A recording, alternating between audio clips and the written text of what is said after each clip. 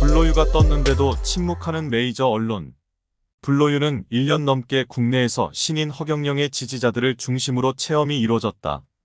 불로유는 접해본 사람만이 이의 진가를 알게 됐고, 공식적으로는 검사기관과 연구소 등에서 놀라울 정도의 실험 결과가 나옴으로써 얼마 있지 않아 전 세계적으로 불로유의 실용화에 무게가 실릴 것 같다.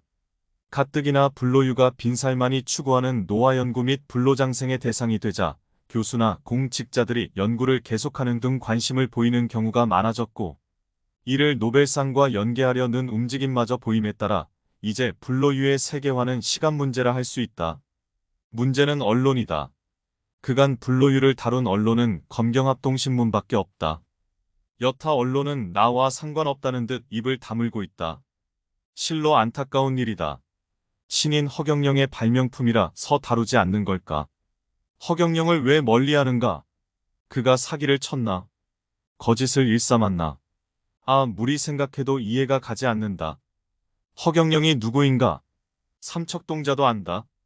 그가 대통령에 무려 3번에 걸쳐 출마한 정치인인 것만 봐도 그의 품격과 위상을 알 수가 있을 것이다. 특히 허경영의 무료급식은 40여 년이나 된다.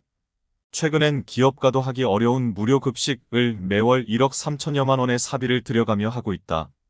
그 결과 사단법인 한국유엔봉사단의 수석 부총재가 됐고, 봉사에 쏟은 그의 공로를 인정받아 소속 기관으로부터 2023.1일 20일 대한민국의 최고 명예인 봉사대상을 받았다.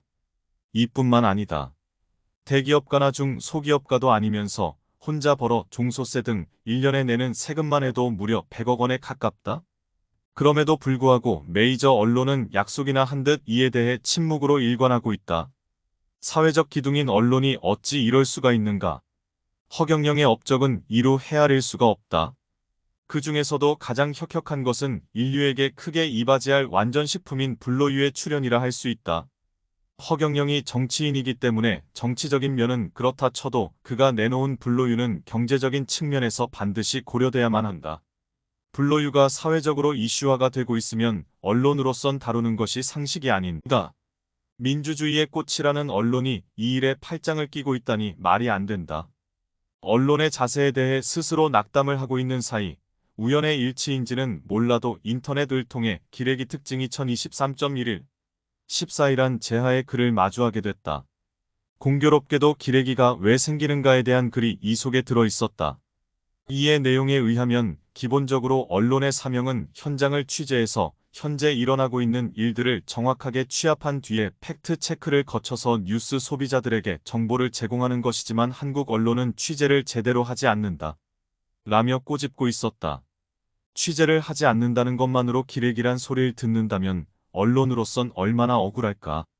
시사하는 바가 있어 인용하지만 난 한국 언론이 다 그렇다고 보지 않는다.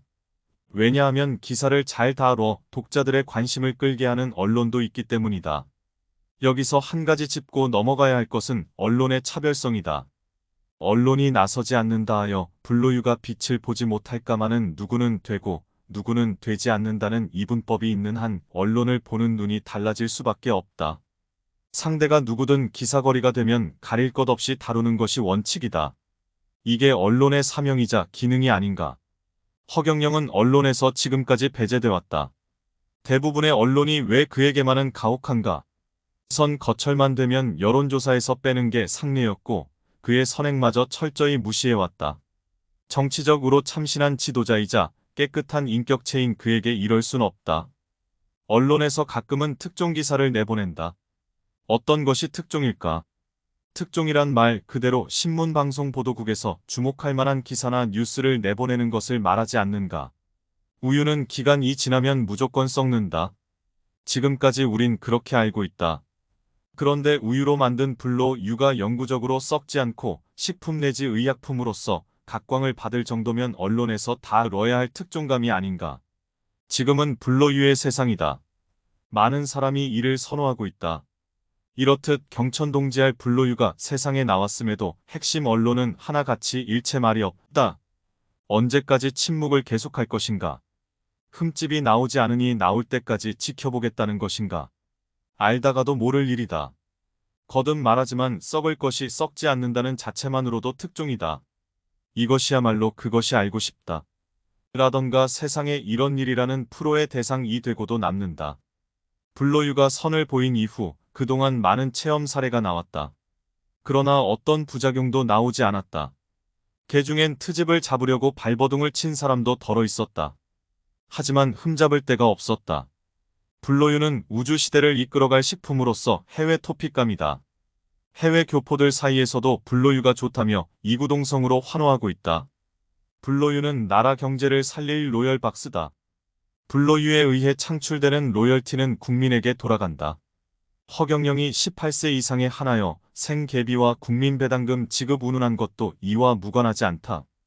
블로유의 진로가 이러함에도 아직도 모르는 사람이 많다. 그렇다면 국민 건강을 위해서라도 국익을 위해서라도 이를 취재하여 세상 사람들에게 알려야 하지 않겠는가. 블로유는 아직 상품으로서 자리매김을 하지 않았다. 신인 허경영께서 상품이 될 때까지 적극 활용하라며 무상으로 기회를 주고 있다.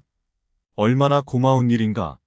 앞에서도 언급했지만 블로유는 학계 등에 의해 이미 검증이 된 상태다. 따라서 메이저 언론의 취재만 남겨두고 있다.